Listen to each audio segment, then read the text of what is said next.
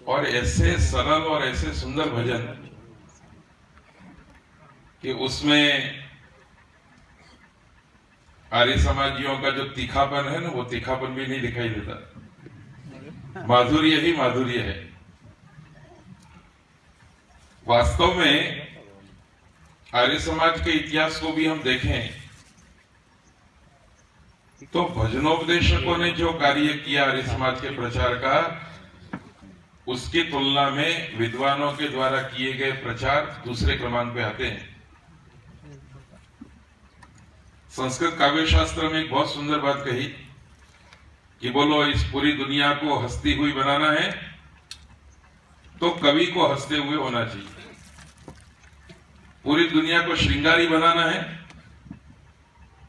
तो कवि श्रृंगारी हो जाना चाहिए। और यदि पूरी दुनिया को वैरागी बनाना है तो कवि को भी वैरागी हो जाना चाहिए।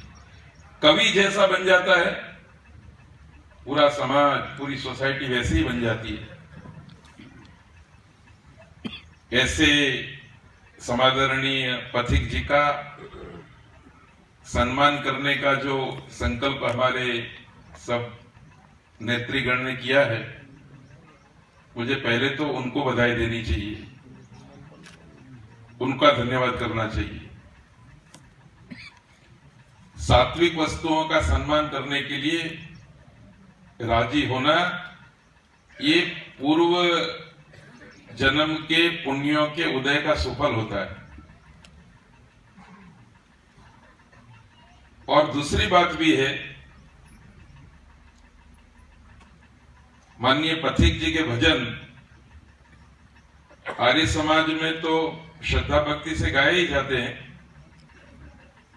आप किसी भागवत कथा को सुनो, किसी शिव पुराण की कथा को सुनो, तो बीच में कहीं न कहीं पथिक जी आपको दिखाई दे जाएंगे। पर वो लोग जानते नहीं है कि ये भजन किसका लिखा हुआ है। ये हमारा कर्तव्य है कि हम ये फैलाएं कि इसके ऊपर कर्तृत्व हमारे विद्वान का है।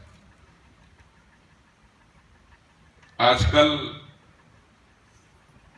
फिल्म इंडस्ट्री बहुत समृद्ध है।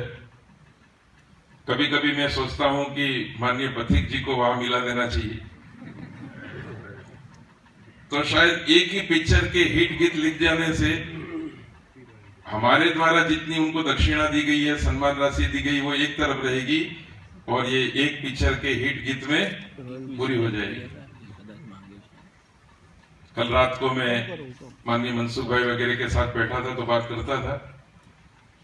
रेडियो मिर्ची पर, विविध भारती पर पिक्चर के गीत आते हैं।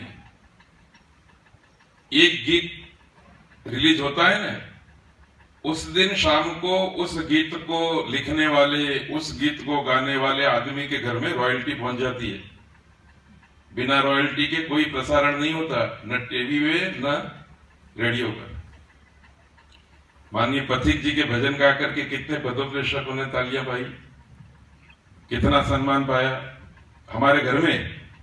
और घर के बाहर एक नारायण संस्थान है उदयपुर का, वो भी अपना विज्ञापन करते हैं टीवी पर, और पथिक जी का भजन वहां आता है। किसी